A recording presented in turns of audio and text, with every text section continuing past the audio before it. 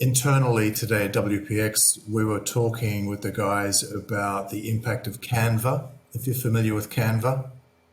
So Canva, Is that the yeah. image So, but editing? they're broadening Yeah. that now, and it's kind of like a Netflix all-you-can-eat low monthly subscription for a massive number of like ad templates, like Facebook ads, Instagram ads, YouTube headers, Facebook headers, all of that kind of thing. And the interesting thing to me, or one of them there, is that you obviously have it's extremely simple to create pretty good looking ads quickly with their library, but they're expanding it to include things like stock videos, stock photos, background music, sound effects, and all of this kind of thing. But I come back to that kind of simplicity, a little bit like those Wix ads, which show or imply that it's extremely simple to make something look professional. And we were discussing kind of that possibility of a future trend for the web generally. Oh, I think you're absolutely right. And I'm trying to glance at the notes that I have about all these issues, and I have my benchmarks up. One of the other things that I wanted to mention is what you're talking about. And I probably should disclaim I am a Canva user and have a paid account there.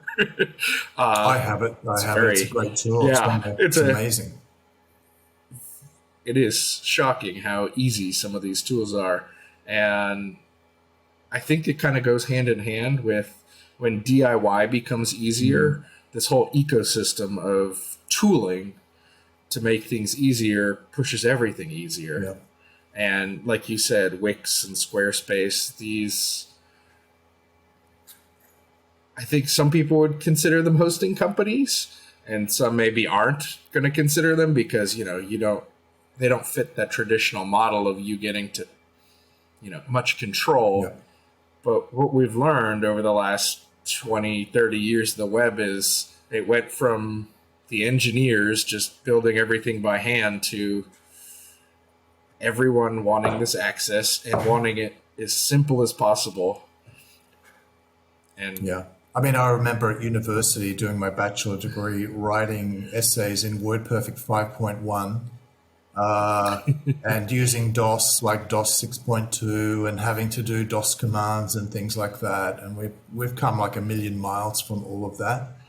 And I think the thing about the Canva, it's a little bit like TikTok. If you look around, there's kind of a TikTokification of the web to some degree, like videos get shorter, articles get shorter, the attention span kind of goes down quite a bit. But Canva, to me, encapsulates that really nice simplification of what was previously, you had to go to iStock Photo for these photos or videos, and you paid for each individual one, quite a lot actually. They cost quite a lot of money, each video. it's shocking. Yeah, it's like huge money for all that stock photo stuff. And actually, I see probably Canva. I think that Adobe move with Figma might have been to block Canva because they paid crazy money for that. And even now in Canva, they're starting to make it a bit more like a basic photo editor, basic video editor. Nothing sophisticated yet, like Photoshop or anything like that. But for most users, like non-technical people who just want to make some stuff and get some things moving, that's very, very appealing. And I think the other model we often talk about at WPX is that if you think about smartphones, the underlying tech is pretty complicated to run a smartphone and all those apps and all that stuff. But the actual user interface, like a 3-year-old or 5-year-old kid picks it up and can figure it out almost instantly and start using it. So on the front end for the user experience, I think that simplification is definitely probably the way forward. And I think things like Canva are kind of showing that for the general web.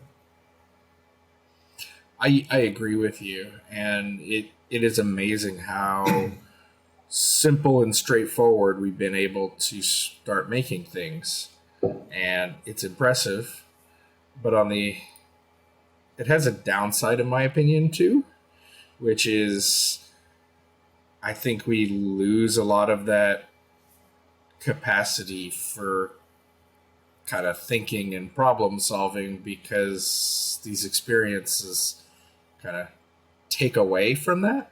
And it can be even more frustrating to learn because it takes so much to do it so nicely, so that if there's this massive gap between if I want to get started and try and join the ranks of people doing this, it can feel very frustrating. And I'm actually helping my girlfriend do her first WordPress site this week. Okay. We've been doing that. That's a good experience to see fresh eyes on it. Exactly. And it's incredibly frustrating because, she can look at these websites and, even the templates, the themes, Yep.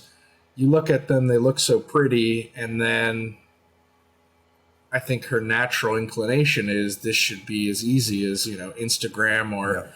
TikTok or whatever, that I should be able to just, click a button and that I should be able to move everything around exactly how I want. And that experience should be simple. Yep.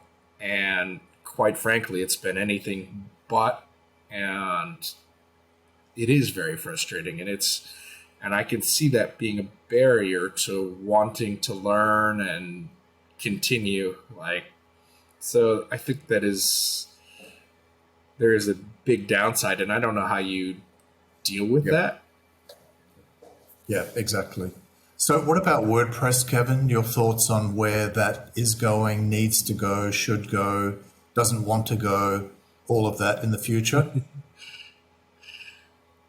It's a big Does question. it have a future? I mean, given its size, it's going to have a future for a very long time. We finally, I don't know if, I haven't looked at any recent numbers. Maybe you have. I feel like within the last year, I've seen articles about WordPress's usage plateauing. Right. Yeah. I don't know if that's continued or if it started growing again or if it started to decline. It's a slight decline, but the base is so massive that any decline could be temporary. It would take a long time to fade out. And that's the thing, is there's so much inertia in WordPress that it's not going to go anywhere for the next decade, probably a few decades, just because of the massive scale. Even if it lost half of its users, it would still be, a quarter of the internet. And that would be a massive loss. So I don't think it's going anywhere. I think one of the problems with it is it's become a tool for everything. And tools for everything, at a certain point, either you have a monopoly and a strong lock-in for some reason, or you're going to get slowly picked apart by more specialized competitors in specific niches. Or maybe somebody comes along and does everything you do better and just takes your lunch. But for WordPress, I think there is going to be kind of a slow decline from 1,000 cuts of these SaaS providers and other groups. And I think that they would be targeting more of the beginner users with better experience, easier onboarding. And if somebody gets that TikTok, Instagram experience to build a website better, people prefer that. Yeah.